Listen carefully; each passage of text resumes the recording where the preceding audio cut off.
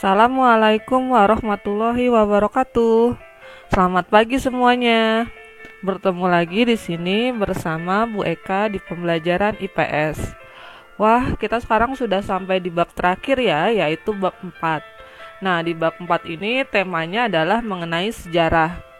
Untuk pertemuan pertama kali ini, kita akan mempelajari mengenai kehidupan manusia pada masa praaksara, yaitu pada periodisasi secara geologis maupun periodisasi secara arkeologis.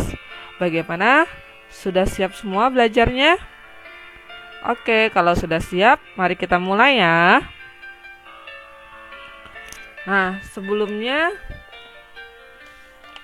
kita akan mempelajari mengenai pengertian masa aksara. Tapi sebelum itu, pernahkah kalian mengunjungi Museum Purbakala? Atau kalian pernah menonton video tentang kehidupan masa praaksara? Nah, biasanya jika kalian ke museum, itu banyak sekali yang ditampilkan adalah berupa fosil dan artefak.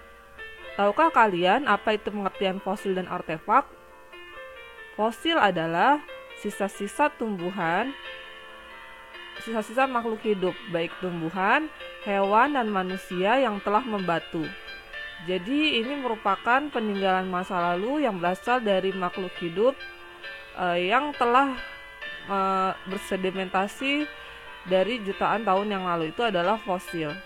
Sedangkan artefak adalah alat-alat yang digunakan manusia untuk memenuhi kebutuhan hidupnya pada masa lalu. Nah, jadi kalau artefak itu lebih ke peralatan yang digunakan manusia dalam memenuhi kehidupannya. Bagaimana? Sudah bisa membedakan antara artefak dan fosil? Kalau artefak itu contohnya seperti senjata, alat-alat pertanian, dan alat-alat rumah tangga. Ada pula yang bisa juga berupa tulisan seperti prasasti atau naskah kuno. Melalui benda-benda tersebut, baik fosil maupun artefak, kita bisa mengetahui bagaimana kehidupan manusia pada zaman dahulu. Nah, kehidupan manusia di Indonesia itu akan diawali dengan kehidupan pada masa aksara. Lalu dilanjut ketika manusia mulai mengenal tulisan. Kemudian masuknya Hindu-Buddha di Indonesia yang ditandai dengan berkembangnya unsur-unsur kebudayaan yang berhubungan dengan agama Hindu dan Buddha. Kemudian lanjut masa Islam yang ditandai dengan unsur-unsur Islam dalam kehidupan masyarakat. Itulah perkembangan kehidupan manusia di Indonesia yang akan kita pelajari di bab 4 ini. Oke, lanjut saja kita ke bagian pertama. Kehidupan manusia pada masa praaksara di Indonesia.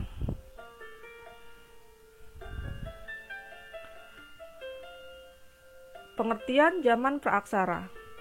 Ini adalah salah satu contoh peninggalan pada zaman praaksara yang ditinggalkan oleh manusia zaman purba berupa lukisan-lukisan tangan yang biasanya ada di dalam gua tempat tinggal para manusia purba. Nah, praaksara itu berasal dari dua kata, yaitu pra dan aksara. Pra artinya sebelum, aksara artinya tulisan. Jadi secara harfiah pengertian praaksara adalah masa kehidupan manusia di mana sebelum mengenal tulisan. Ingat ya, pra sebelum aksara tulisan. Jadi pada masa ini manusia belum sama sekali mengenal apa itu tulisan. Istilah praaksara ini juga sama seperti dengan istilah nirleka. Nir artinya tanpa, leka artinya tulisan. Jadi ini adalah pengertian pada zaman tanpa tulisan. Karena belum ada tulisan, bagaimana cara kita untuk mengetahui kehidupannya atau sejarahnya? Nah, untuk mengetahui kehidupan pada zaman dahulu, itulah gunanya fosil dan artefak.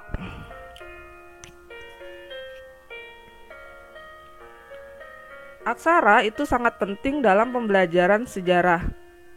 Karena dengan adanya aksara kita bisa mengetahui tulisan dan hasil kebudayaan manusia. Dan kita bisa tahu bagaimana cara berkomunikasi antara satu dengan yang lain.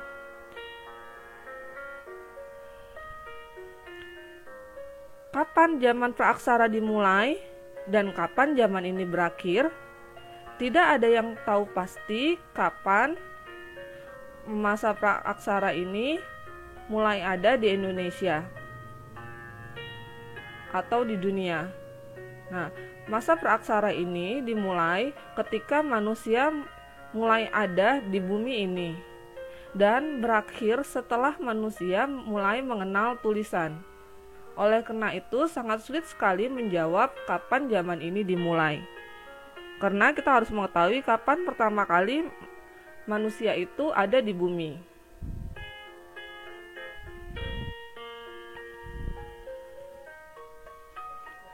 Sejak kapan zaman praaksara berakhir? Seperti yang sudah tadi Ibu jelaskan, zaman praaksara itu berakhir setelah manusia mulai mengenal tulisan. Nah, kapannya manusia mulai mengenal tulisan? Itu di setiap tempat itu bisa berbeda-beda. Di Indonesia sendiri, masa aksara dimulai sekitar abad keempat dan abad kelima Masehi, di mana pada masa itu mulai ditemukannya prasasti tertua di Indonesia, yaitu Prasasti Yupa, peninggalan dari Kerajaan Kuta yang terdapat di Muara Kaman, Kalimantan Timur, yang diperkirakan mulai ada pada abad kelima Masehi. Sejak masa itulah berarti Indonesia mulai masuk ke masa aksara. Sedangkan di tempat lain, contohnya di Mesir dan di daerah Mesopotamia, manusia mulai mengenal tulisan sudah sekitar 3000 sebelum Masehi. Buktinya adalah ditemukannya peninggalan-peninggalan Mesir kuno. Nah, seperti yang tadi sudah dijelaskan, kalian mulai bisa membedakan kapan atau apa benda peninggalan masa aksara dan bukan peninggalan masa aksara. Jadi kalian bisa mengetahui dari artefak dan fosil. Masih ingat dong penjelasan Ibu mengenai apa itu artefak dan fosil? Nah, ini tugas 1 kalian. Sudah ada benda-benda peninggalan manusia, kalian kategorikan yang mana masuk ke praaksara, mana yang masa aksara. Berikan alasan atau argumen kalian mengapa benda tersebut dikatakan benda aksara maupun benda praaksara. Oke, ini adalah tugas pertama kalian. Sejarah alam semesta jauh lebih panjang jika dibandingkan dengan sejarah kehidupan manusia di muka bumi. Manusia pertama kali muncul di muka bumi ini kira-kira 3 juta tahun yang lalu. Untuk mengetahui perkembangan manusia sejak awal kehidupannya, kita perlu mempelajari terlebih dahulu periodisasi atau perkembangan zaman di muka bumi. Pembabakan itu dapat dilakukan secara geologis, arkeologis, dan perkembangan kehidupan manusia. Berikut ini diuraikan pembabakan atau periodisasi berdasarkan geologis. Zaman Arkaikum. Zaman Arkaikum merupakan zaman tertua. Zaman ini berlangsung kira-kira sejak 2500 juta tahun yang lalu. Pada waktu itu kulit bumi masih sangat panas sehingga belum terdapat kehidupan di atasnya. Zaman Paleozoikum. Zaman kehidupan tua berlangsung kira-kira sejak 340 juta tahun yang lalu. Zaman ini sudah ditandai dengan munculnya tanda-tanda kehidupan, antara lain munculnya binatang-binatang kecil yang tidak bertulang punggung, berbagai jenis ikan, amfibi, dan reptil. Zaman Mesozoikum, zaman kehidupan pertengahan, berlangsung sejak kira-kira 140 juta tahun yang lalu. Pada zaman ini, kehidupan di bumi makin berkembang. Binatang-binatang mencapai bentuk tubuh yang besar sekali. Kita mengenalnya sebagai dinosaurus. Di samping itu juga muncul berbagai jenis burung. Zaman Mesozoikum disebut pula dengan zaman reptil, karena pada zaman ini binatang-binatang reptil yang paling banyak ditemukan. Zaman Neozoikum atau Kenozoikum, zaman kehidupan baru berlangsung sejak kira-kira 60 juta tahun yang lalu. Zaman ini dibagi menjadi dua, yaitu zaman Tertier dan zaman Kuartier. Pada zaman Tertier, jenis-jenis reptil besar mulai punah dan bumi dikuasai oleh hewan-hewan besar yang menyusui. Contohnya adalah gajah purba atau mamots yang pernah hidup di Amerika Utara dan Eropa Utara. Zaman Kuartier berlangsung sejak 3000 tahun yang lalu. Zaman ini sangat penting bagi kita karena merupakan awal kehidupan manusia pertama kali di muka bumi. Yang kedua adalah pembagian zaman prasejarah berdasarkan arkeologis. Karena ini berdasarkan arkeologis, berarti berdasarkan peninggalan-penanggalan benda-benda manusia purba. Secara garis besar, zaman perbagian arkeologis itu dibagi menjadi dua, yaitu zaman peninggalan batu dan zaman logam. Zaman batu nanti dibagi lagi menjadi 4, yaitu zaman megalitikum. Mega artinya besar dan litikum itu artinya batu, jadi zaman batu besar. Kemudian yang paling tua zaman paleolitikum. Paleo artinya tua, litikum artinya batu, jadi zaman batu tua. Mesolitikum, meso artinya tengah, litikum artinya batu, jadi zaman batu madya atau zaman batu pertengahan. Neolitikum, neo artinya adalah muda atau baru, litikum adalah artinya batu, jadi neolitikum adalah zaman batu baru. Kemudian untuk pembabakan berdasarkan benda peninggalan logam itu dibagi menjadi 3, yaitu besi, perunggu, dan tembaga. Tetapi untuk tembaga ini Indonesia tidak mengalaminya, sehingga kita akan fokus ke lebih besi dan perunggu. Sedangkan karena sifat besi ini mudah karat dan mudah rusak, maka tidak terlalu banyak peninggalan-peninggalan yang bentuknya berasal dari besi. Yang nanti akan kita bahas untuk logam lebih banyak mengenai peninggalan yang bentuknya perunggu karena dia lebih awet dan lebih banyak ditemukan di Indonesia. Oke, kita akan mulai bagian pertama, yaitu zaman batu.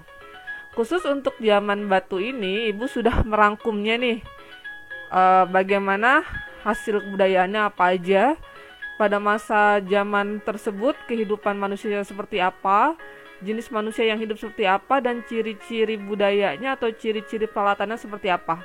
Ini adalah rangkumannya, sudah enak banget Ibu rangkumin, jadi kalian sudah bisa membedakan antara satu dengan yang lain.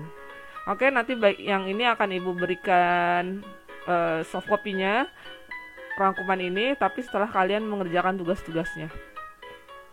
Oke, Ibu akan bahas singkat ciri-cirinya, yaitu zaman Paleolitikum ini hasil kebudayaannya.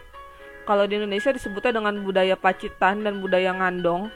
Ini adalah contoh peralatan peninggalannya, yaitu kapak pentak dan kapak perimbas. Yang lainnya itu berupa alat-alat yang berasal dari tulang, tanduk maupun batu-batu kecil lainnya.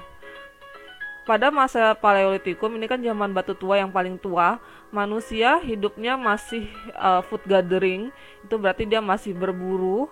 Kemudian hidupnya masih nomaden, berpindah-pindah, belum punya rumah.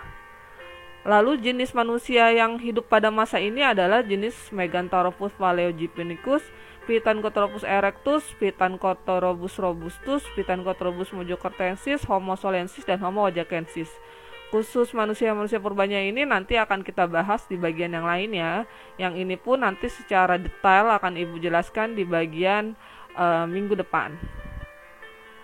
Kemudian ciri-ciri peninggalannya itu, karena ini zaman batu paling tua, batunya itu masih kasar dan belum diasah dan belum terbentuk. Kemudian zaman batu tengah Mesolitikum, pada zaman ini hasil kebudayaannya disebut dengan budaya Baskon Hoabin. contoh peninggalannya itu adalah berupa kapak Sumatera, kapak genggam, alat-alat yang terbuat dari tulang dan batu serpih lainnya. Pada masa ini manusia masih menggunakan sistem food gathering tingkat lanjut, jadi masih berburu tapi setingkat lebih tinggi dibandingkan zaman Paleolitikum. Kemudian mulai semi nomaden, jadi mulai menetap tapi dia belum buat kayak rumah, masih tergantung pada alam. Kemudian ada peninggalan lain yang namanya Ablis Swords dan Kejoko Mendinger, ini yang nanti akan Ibu jelaskan secara terperinci secara berikutnya. Kemudian jenis manusia yang hidup pada masa ini adalah jenis Papua Melanozoid, yaitu suku Papua dan suku Sakai atau Siak. Ciri budayanya, batunya lebih halus dibandingkan pada zaman Paleolitikum dan mulai dibentuk sesuai dengan kebutuhannya. Lalu pada zaman Megalitikum, zaman batu besar, ini kebudayaannya disebut kebudayaan Dongson dan ini adalah peninggalan-peninggalannya. Nanti ini akan satu-satu Ibu jelaskan seperti apa. Kemudian pada masa ini pun manusia purba sudah mulai food producing, jadi mulai menghasilkan makanan, sudah tidak berburu lagi tapi sudah mulai bercocok tanam dan mulai ada tempat tinggal menetapnya. Kemudian ada yang kerjanya sebagai beternak, nelayan, cocok tanam, dan mulai menggunakan alat-alat dari gerabah. Gerabah itu berarti semacam kayak dari tanah liat. Dan tadi karena dia mulai nomaden, mulai menetap rumahnya tapi masih bentuk rumah panggung. Jenis manusia purba yang hidup pada masa ini adalah jenis Proto Melayu sekitar 2000 sebelum Masehi. Kalau pada saat ini keturunan dari Proto Melayu adalah suku Nia, suku Dayak, suku Sasak, dan suku Toraja. Nah, ciri-ciri hasil budayanya pada zaman Megalitikum adalah bangunan batunya berukurannya besar-besar sekali dan fungsinya sebagian besar sebagai tempat pemujaan roh nenek moyang. Nah, pada masa itu belum mengenal yang namanya agama ya, jadi masih memuja roh nenek moyang. Nah, pada zaman Neolitikum, ini contoh hasil kebudayaannya, ada kapak persegi, kapak lonjong, perhiasan, dan gerabah. Kemudian manusia yang hidup pada masa ini yaitu jenisnya Proto Melayu, sama masih keturunan dari suku Nias, Toraja, Dayak, dan Sasak. Ciri-ciri hasil budayanya, batunya sudah jauh lebih halus dibandingkan yang lainnya dan sudah dibentuk sesuai kebutuhan.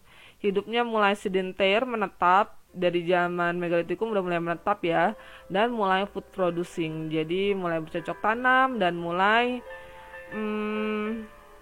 berternak karena sudah food producing. Oke, itu tadi penjelasan secara singkat tapi terperinci mengenai pembagian zaman batu. Oke, diingat baik-baik ya, dan Ibu akan jelaskan secara spesifik satu-satu mengenai zaman-zaman yang tadi sudah Ibu jelaskan. Yang pertama tadi zaman Paleolitikum, masih ingat Paleolitikum artinya zaman apa? Paleo tua, litikum adalah batu, jadi zaman batu tua, ini yang paling tertua. Nah, tadi salah satu peninggalan yang paling terbesar dan paling Paleolitikum banget itu adalah kapak perimbas. Ini adalah kapak perimbas atau nama lainnya adalah chopper. Nah, ini banyak ditemukan di daerah Ngandong dan Pacitan di daerah Jawa Timur ya. Makanya namanya kebudayaan Pacitan dan kebudayaan Ngandong. Nah, tadi gimana ciri-ciri kehidupannya? Masih ingat? Food gathering dan nomaden, jadi dengan berburu dan belum menetap. Lalu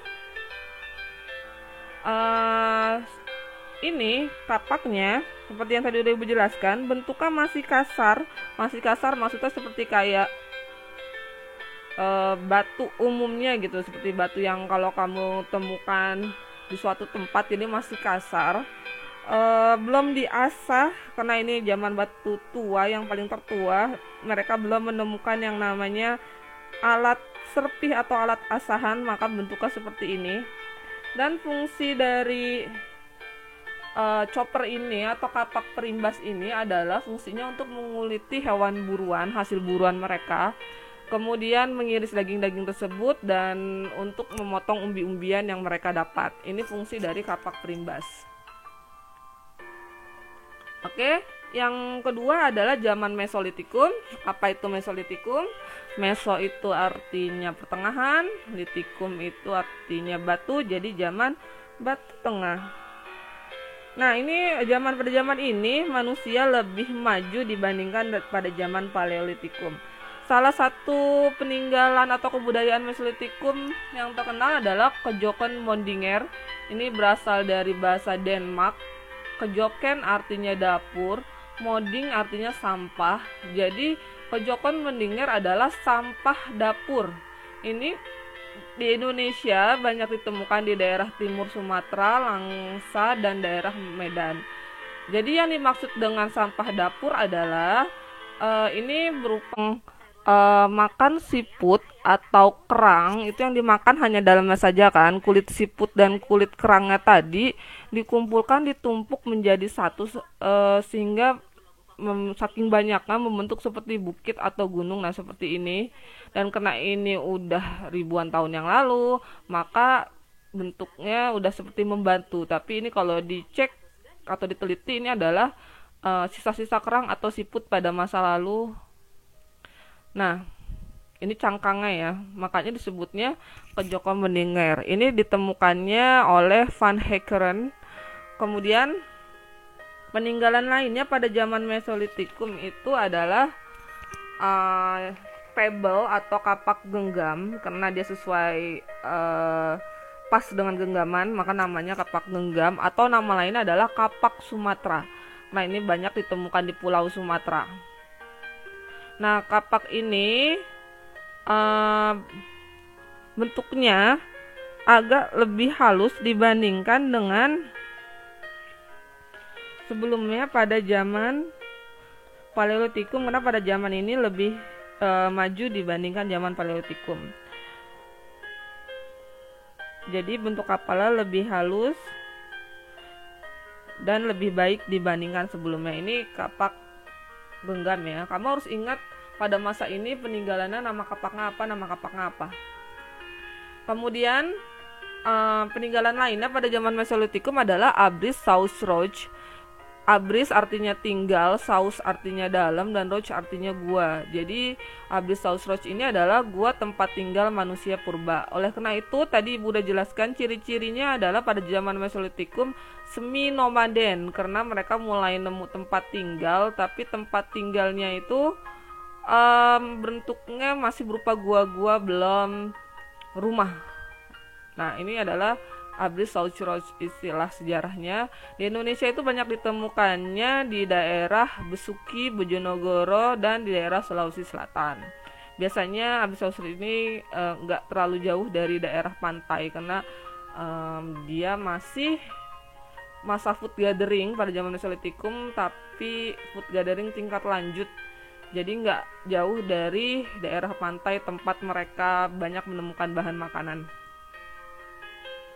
Kemudian selain kapak genggam, pada zaman ini pun banyak ditemukan alat-alat lainnya seperti ujung panah.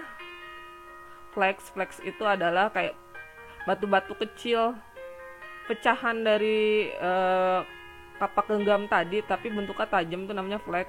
Kemudian batu pipisan.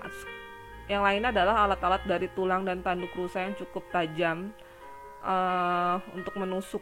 Nah, kemudian ditemukan juga yang lainnya seperti gurdi, penusuk, dan yang fungsinya sebagai pisau. Ini adalah peninggalan-peninggalan dari zaman Mesolitikum contohnya. Lalu kemudian hasil kebudayaan zaman Neolitikum. Neo artinya baru, litikum artinya batu, jadi zaman batu baru. Nah, ini adalah zaman yang paling termaju pada zaman praaksara, karena alat-alat peninggalannya sudah bentuk paling halus dan berbentuk sesuai dengan keperluannya. Nah, bentuknya bisa persegi panjang atau trapesium. Ini contohnya adalah seperti namanya kan kapak persegi, berarti bentuknya persegi panjang. Ini aslinya bentuknya besar-besar ya. Kalau yang ukurannya besar namanya beliung. Ini fungsinya seperti cangkul. Kamu bisa ngebayangin dong cangkul seperti apa, bentuknya mirip kan seperti ini. Kemudian kalau yang kecil namanya tarah atau tatah, ini fungsinya sebagai alat pahat. Nah, pada masa ini ingat manusia mulai food producing, jadi mulai bercocok tanam. Oleh karena itu bentukan peninggalannya seperti ini, karena ini fungsinya untuk bercocok tanam, tadi kan untuk mencangkul. Kemudian kalau kapak lonjong, seperti namanya kapak lonjong, ini kapaknya. Nah, kalau misalnya ada kayunya, bentuknya seperti ini, pasti kamu sering dong lihat di film-film purba atau film yang lainnya, bentuk kapaknya seperti ini, nanti diikat oleh serat. Nah, kalau ukuran besar namanya Walzenbill, kalau ukuran kecil namanya Kleinbill. Fungsinya sama seperti kapak persegi untuk bercocok tanam. Nah, selain dari kapak lonjong dan kapak persegi, peninggalan zaman Neolitikum lainnya itu berupa perhiasan. Perhiasannya ini biasanya terbuat dari batu atau kulit kerang. Kemudian peninggalan lainnya itu berupa gerabah dan pakaian. Ini walaupun bentuknya seperti ini, biasanya salah satu bagiannya ini diasah bentuknya pipih sehingga dia tajam ya, walaupun seperti ini. Sama ini juga salah satu bagiannya biasanya diasah jadi dia tajam. Oke, yang berikutnya adalah masa Megalitikum. Mega artinya besar, litikum artinya batu, jadi zaman batu besar. Ini mungkin karena tidak ada skalanya kamu terlihatnya seperti kecil, tapi ini aslinya besar-besar, lebih besar daripada rumah ya. Untuk benda ini dan benda ini, mari kita bahas satu-satu ada apa aja di zaman Megalitikum. Nah, biasanya bangunan-bangunan zaman Megalitikum ini gunanya untuk pemujaan roh nenek moyang. Yang pertama ada menhir, bentuknya seperti tugu atau batu tegak. Kalau zaman sekarang seperti batu nisan ya. Nah, ini fungsinya untuk memuja roh nenek moyang atau tanda peringatan untuk orang yang telah meninggal. Makanya tadi Ibu bilang bentuknya seperti batu nisan. Ini contoh menhir nih. Lihat orangnya sebesar ini menhirnya. Ini juga ada beberapa menhir. Mungkin kamu pernah dengar kata Golden Gate. Nah, ini juga salah satu contoh dari menhir. Jadi ingatnya menhir itu adalah batu tegak yang fungsinya untuk memuja roh nenek moyang. Kemudian dolmen. Dolmen ini ingatnya kamu adalah meja batu. Jadi dolmen itu bentuknya dari batu yang lebar terus ditompang oleh beberapa batu sehingga makanya namanya cara ingatnya meja batu. Nah, ini kan kayak mejanya dan ditopang beberapa batu. Nah, ini dolmen, ini perbandingannya dengan manusia.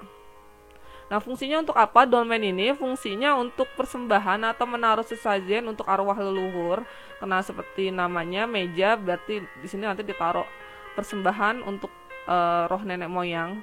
Kemudian fungsi lainnya adalah ini tempat duduk suku, kepala suku atau raja.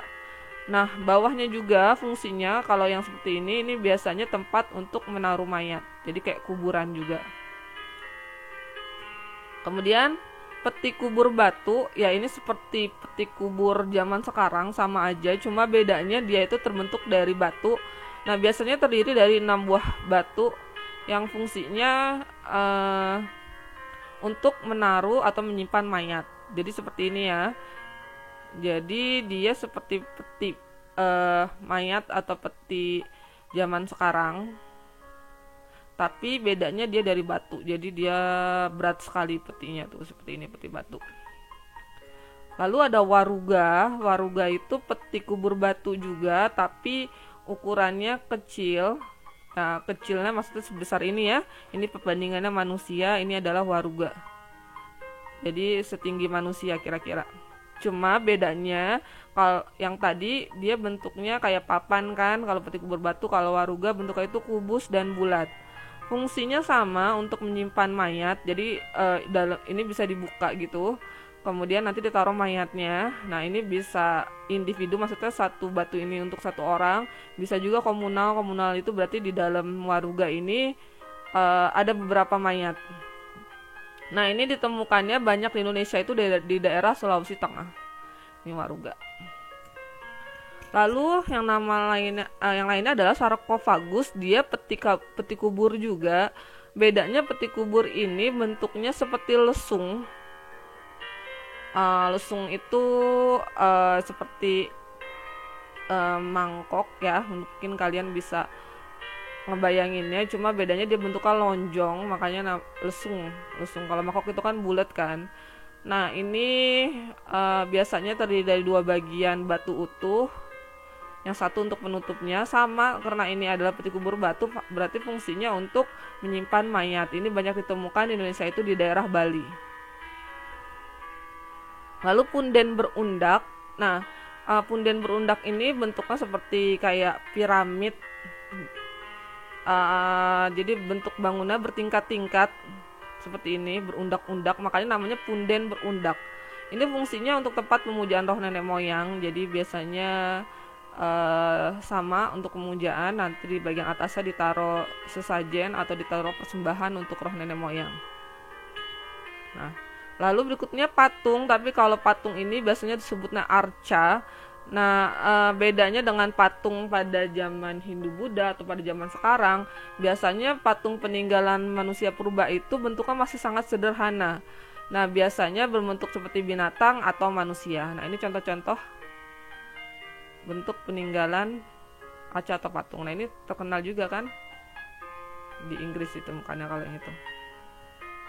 Oke, sekarang kita udah mulai masuk zaman terakhir, yaitu zaman logam. Tadi dibagi jadi 2, besi, perunggu. Karena tembaga itu tidak banyak ditemukan di Indonesia, jadi kita bahasnya masa besi dan perunggu saja.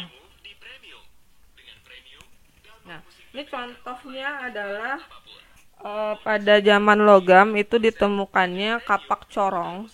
Kenapa kapak corong? Karena ini bentuknya corong.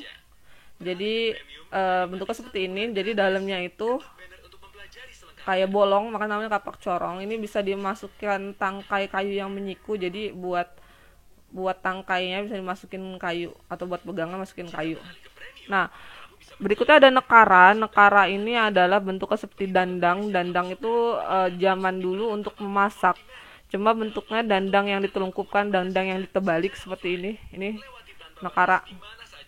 Fungsinya untuk perlengkapan upacara, untuk memohon turunan hujan, atau sebagai biasanya kalau dinyalahin maksudnya dipukul-pukul, itu fungsinya untuk genderang perang, pernyataan perang. Lalu berikutnya peninggalan zaman logam lainnya adalah ada moko. Moko itu sama seperti nekara, tapi bentuknya lebih kecil dan lebih ramping. Kalau tadi kan nekara besar nih ya kan. Kalau moko itu dia lebih kecil dan lebih ramping. Ini fungsinya untuk alat pembayaran, karena ini suatu hal yang sangat berharga pada zaman dulu, atau fungsinya untuk mas kawin. Kemudian ada bejana perunggu. Ini bejana. Bejana tuh kayak mungkin ke zaman sekarang tuh kayak semacam baskom gitu ya. Fungsinya tidak diketahui pasti pada zaman dulu untuk apa, tapi ada juga yang mengatakan ini fungsinya untuk menyimpan air, atau tempat semacam kayak kalau orang habis nelayan nyari ikan, nah ikannya taruh di sini. Manik-manik itu adalah perhiasan. Ada yang bentuk kalung, gelang di tangan, gelang di kaki, ada cincin, bandul kalung. Nah, fungsinya untuk mata uang dan juga alat tukar. Nah, ini adalah cendrasa atau kapak sepatu. Karena bentuknya seperti sepatu, maka namanya kapak sepatu. Nah, tadi kamu sudah mendengar dengan jelas bagaimana peninggalan manusia purba pada zaman Paleolitikum, Mesolitikum, Neolitikum, zaman Megalitikum, dan zaman logam. Bahkan Ibu sudah nyebutin banyak ciri-cirinya di antara mereka. Kamu tinggal sebutin masing-masing ciri-cirinya minimal satu-satu. Minimal 3-3. Misalnya kalau aku tahu lebih dari 3 gimana Bu? Ya sebutin aja semuanya karena itu sekalian buat catatan kamu. Makin lengkap, makin bagus. Oke, tadi ada 2 tugas, tugas 1 dan tugas 2. Tolong dikerjakan dan dikirim ke aplikasi Candy dan GCR kalian sesuai dengan waktu yang sudah ditentukan. Oke, itulah tadi penjelasan Ibu mengenai periodisasi masa praaksara secara geologis dan secara arkeologis. Semoga apa yang sudah Ibu sampaikan hari ini bisa kamu pahami.